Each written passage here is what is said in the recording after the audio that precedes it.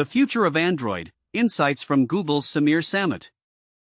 You'll see the future first on Android, insights from Sameer Samat, Google's Android chief. My engaging dialogue with Sameer Samat, the president of the Android ecosystem at Google, kicked off with him putting me on the spot. He might have noticed my MacBook Pro or the Apple Watch adorning my wrist. While I was busy recording our conversation with the impressive Samsung Galaxy Z Fold 7 that I was testing, Samat was keen to delve into my reasons for using a Mac. Caught off guard, I stumbled over my words, but rather than questioning my choice of not using Android, Samat was intrigued by the applications I utilize on my laptop and how I juggle my iPhone, MacBook, and Apple Watch. I asked because we're planning to merge ChromeOS and Android into a unified platform, and I'm genuinely interested in how people are utilizing their laptops today and what tasks they are accomplishing, Samat clarified. I felt a wave of relief as we transitioned to discussing ChromeOS, mobile CPUs and laptops, and reminiscing about the days when we both upgraded our system RAM. Eventually, we arrived at the topics that piqued my interest the most: Android, Gemini, Samsung, Galaxy AI, and Android XR. This year has already been monumental for Google and Android, which Samat, a seasoned Google employee with 16 years of experience, oversees. The unveiling of Android 16, codenamed Baklava, took place at Google I/O 2025 in May, introducing Material 3 Expressive, which Samat described as the platform's most significant design overhaul in the last 3 to 4 years. Android 16 comes packed with enhanced support for larger tablet displays, smoother animations, and a wealth of customization options. Users can now take a photo, set it as their wallpaper, and seamlessly integrate the color palette of that image throughout the system, including in Gmail and various third-party applications. Samat emphasized that the aim was to create something modern and delightful while remaining approachable and familiar, steering clear of a "who moved my cheese" scenario. Personalizing your experience. This might explain why Android 16 feels like a series of thoughtful enhancements to me, rather than a complete overhaul. I recognize familiar elements, yet I can also envision how to tailor it to my preferences. For Samat, this aspect of personalization is paramount. Android has always been about empowering users to personalize and customize their devices. With the initial launch of Material Design several years ago, we elevated that experience to a new level. He explained that the Android 16 experience allows users to align the aesthetics of their home screen with the overall look and feel of their device. A new era of access. Another significant update with Android 16 this year is not just about design or functionality, but rather about accessibility. As I explore the Samsung Galaxy Z Fold 7, I am experiencing Android 16 for the first time. This is noteworthy because typically, a new Samsung flagship device launches with the previous version of Android, only receiving the upgrade after the latest Google Pixel devices have been released, which can take months. However, this year is different. We revamped our entire development process over a year ago to facilitate more frequent Android releases and ensure that device manufacturers can access the latest updates in sync with their major phone launches, Samat explained. This new approach, termed trunk stable, has enabled Google to deliver Android updates more regularly. Additionally, the introduction of Android drops allows Google to enhance the Android experience almost seamlessly, without necessitating a full operating system update. We typically roll these out quarterly, providing a convenient pop-up notification on your phone that says, "Hey, your phone just got better." Navigating the choice. While I aim to avoid turning this into a debate between Android and iOS, I was curious about Samat's perspective on the decision-making process and what advice he would offer to someone contemplating a switch. For Samat, the act of choosing is synonymous with switching, and he's likely correct. Many people have already made their choices. First and foremost, it's crucial to acknowledge that switching isn't as straightforward as it should be. We believe consumers should be able to transition to any phone and platform they desire without facing obstacles. Transferring your data and apps should be a simple process. It's 2025, after all. Both Apple and Google provide guidance and even applications to assist with the migration process, but I understand Samat's point. There are inherent risks involved in making a switch, and it's not merely about moving from an iPhone to a Samsung Galaxy or Google Pixel. It's about the entire ecosystem and the potential loss of connectivity between devices. On a broader scale, the differences between platforms often boil down to two colors, green and blue. Messaging is a significant concern for consumers, especially in the US, who are often worried about green bubbles. This concern arises from the differences in capabilities between the two types of bubbles. With RCS, which replaces SMS, we now have a modern standard.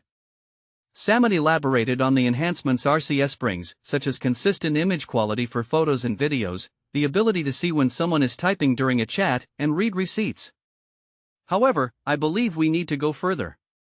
We advocate for these platforms to facilitate easier data transfer between them using industry standards, and that's a significant part of our mission, he added. If you take the plunge and switch from iOS to Android, Samat is confident that the effort will be worthwhile. He has witnessed it firsthand with individuals who have made the transition. I genuinely believe you'll see the future first on Android, he stated. The impressive Samsung Galaxy Z Fold 7 certainly supports this claim. It stands as the pinnacle of foldable technology, and Apple will undoubtedly be striving to catch up when it eventually releases the iPhone Fold.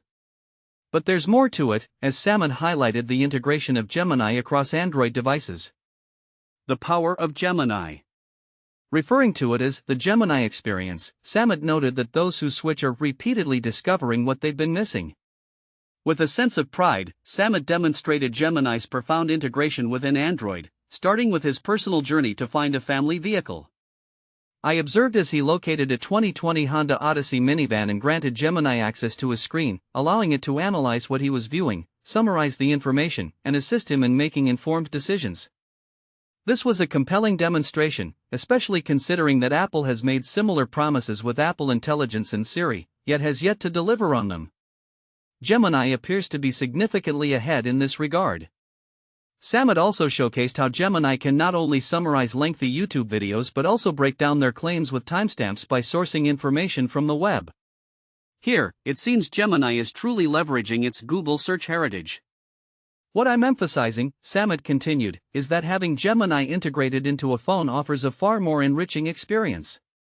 When consumers transition from an iPhone, they quickly realize how much they've been missing out on. As Apple scrambles to catch up with Apple Intelligence, Android and Gemini are forging ahead with partners like Samsung, though it's not without its challenges. Navigating AI confusion. When you pick up a Samsung device like the Galaxy Z Fold 7, you're greeted by three distinct forms of onboard intelligence: Samsung Galaxy AI, Bixby, and Gemini. While Bixby has a specific, system-oriented focus, its continued presence can contribute to confusion. However, I was eager to clarify the relationship between Galaxy AI and Gemini with Samat. To explain this to consumers across the diverse range of Android devices, you have Circle to Search and Gemini. Circle to Search is Google's premier multimodal search tool. You can utilize it across anything displayed on your screen. It's an incredible search feature accessible by long pressing the same button on any Android phone. As Google, we aim to ensure that these two features, Circle to Search and Gemini, are easily accessible and clearly identifiable across all the various devices consumers are considering. Gemini is the best assistant available. By holding down the side key on any flagship Android phone, you can summon Gemini right in the context of your current activity. Both of these capabilities are developed by Google, Samat stated. He also noted that Google does not monopolize the term AI and that other companies are developing their own AI technologies, which will continue to evolve. I think that's fantastic, he remarked, because if the features are exceptional, it adds more value for consumers and fosters innovation. However, our goal at Google is to ensure that Circle to Search and Gemini are distinctly accessible and identifiable across all devices that consumers are considering. In a sense, Samsung seems to have struck a balance, even if they don't always clarify where Galaxy AI ends and Gemini begins. Exploring extended reality.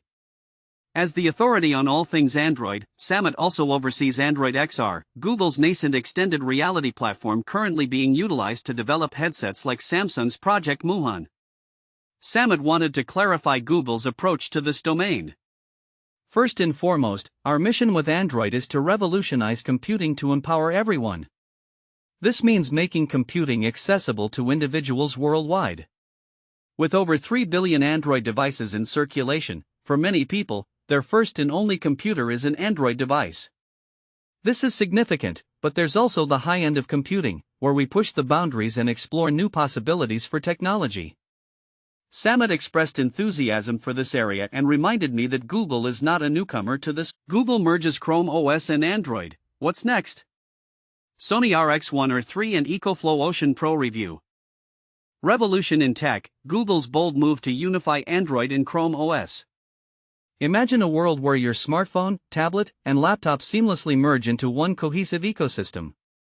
This is no longer a pipe dream, as Google's Android ecosystem president, Sameer Samat, has confirmed plans to combine ChromeOS and Android into a single platform. This monumental shift promises to redefine the future of personal computing. A decade of separation comes to an end. For years, Google has maintained distinct operating systems for its phones/tablets, Android, and laptops, ChromeOS. Although there have been notable crossovers, like the introduction of Android apps on Chromebooks in 2016, the two have always coexisted. Samat's announcement signals a significant change, potentially streamlining user experiences across all Google devices. Hints at a new Google laptop. During the same interview, Samat touched upon the evolving laptop landscape, sparking speculation about a potential new Google laptop. Given the last Google laptop, the Pixel Book Go, was released in 2019, and considering the ill-fated Pixel Slate 2-in-1 from 2017, a flagship Google hardware launch could be on the horizon to complement the merged platform. But here's where it gets interesting: will this unification lead to a more robust, user-friendly experience, or might it dilute the unique strengths of each platform? Share your thoughts in the comments. Pixels are on the way, mark your calendars for August 20. In other Google news, the highly anticipated Made by Google event is scheduled for August 20th in Brooklyn, New York. Expect the unveiling of the Pixel 10 series smartphones, a new Pixel watch, and innovative wireless earbuds. This year's event promises to be particularly noteworthy, as Google is rumored to be transitioning to TSMC chips for its Tensor G5 chipset. Sony surprises with the RX1 R3, a new camera after a decade.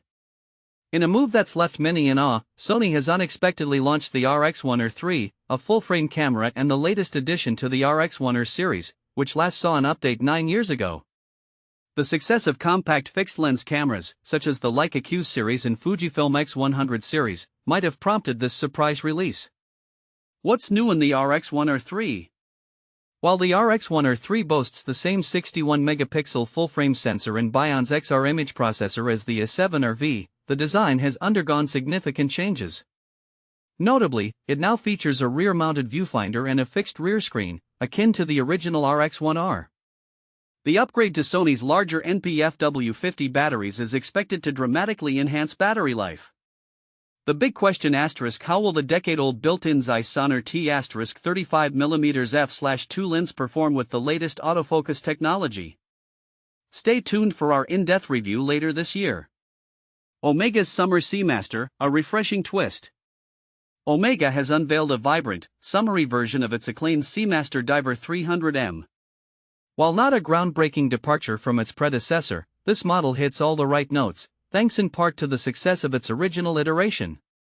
Key highlights: subtle yet pleasing design changes, including a flat, matte-textured black dial.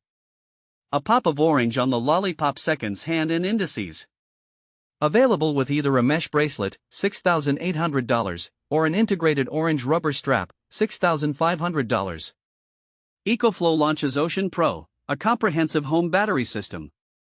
EcoFlow's new Ocean Pro system is designed to provide whole-home energy backup, pairing modular 10 kWh batteries, expandable up to 80 kWh, with an inverter capable of handling up to 40 kW solar panel arrays. Key features: real-time energy monitoring and AI forecasting via the smart home panel. Rapid 10 millisecond switchover time in case of grid failure. Support for exporting power to the grid and the virtual power plant network. Pricing and availability: while exact pricing depends on the system size, a basic setup will cost around $10,000. The Ocean Pro is available now directly from EcoFlow. The Tour's Luma series smart glasses, a leap in virtual display technology. The Tour has announced its Luma series, featuring 4 models: Luma, Luma Pro, Luma Ultra, and the Beast. These smart glasses boast sharper displays, with the top 3 models including a front-facing camera for spatial capture in 6 degrees of freedom. Standout features asterisk. The Luma Pro offers a 152-inch virtual display with up to 1200p resolution and 1000 nits of brightness. Electrochromic film for adjustable shading and full customization options. AI-powered 2D to 3D conversion across all models. Pricing and availability asterisk. Luma, $399, available in September. Luma Pro, $499, available now. Luma Ultra, $599, coming in August. The Beast, $549, landing in October. Sony and NFL team up for custom headsets. Sony and the National Football League have partnered to create custom-developed headsets for NFL head coaches, set to debut in the 2025 season. These headsets draw inspiration from Sony's WH-1000X series, ensuring top-notch noise-canceling capabilities and durability. And this is the part most people miss: the integration of Verizon Business Private Wireless solution for sideline communication could be a game-changer. What do you think about this Tech Meets Sports collaboration? Share your insights. Thought-provoking questions asterisk. How will Google's unification of Android and ChromeOS impact the tech landscape? Is Sony's RX1 or 3 a worthy successor, or does the decade-old lens hold it back? Are EcoFlow's Ocean Pro and Vitour's Luma series poised to revolutionize home energy and virtual display tech, respectively? Voice your opinions in the comments below. The future of Android and ChromeOS, what users can expect. Imagine a world where your phone, tablet, and laptop all run on the same operating system, seamlessly integrating with each other and providing a unified user experience. This is the future that Google is working towards, as reported by Android Police and confirmed by Google's Sameer Samat in an interview with TechRadar. In this article, we'll explore what a unified Android and ChromeOS could mean for users, and why this is such a game-changing development. More versatile devices. Android and ChromeOS are already incredibly versatile, powering devices of all shapes and sizes. But with a unified operating system, the possibilities are endless. Imagine being able to use your tablet as a full-featured laptop, or your phone as a pocket PC when connected to an external display. Samsung users are already familiar with this kind of experience thanks to DeX Mode, and Android 16 QPR1 is bringing a similar feature to Pixel phones. And with Google testing a version of Chrome for Android that supports browser extensions, the potential for a unified Android/Chrome operating system is even greater. But here's where it gets really interesting: more and better cross-device functionality. Apple has long been praised for the seamless integration between its devices, and Google is looking to compete in this space. With a unified platform for all Google-powered hardware, we could see features like remote control between devices, wireless secondary displays, and more. And with Google's recent strides in cross-device functionality, such as Quick Share for file transfers and a web-based desktop interface for Google Messages, the future looks bright. New Google laptops? Google hasn't had much success with its self-branded ChromeOS hardware, but this new Android/Chrome push could see the company giving the laptop thing another go. Android headlines reported in November that Google was working on a new, premium laptop codenamed Snowy, which could be a direct competitor to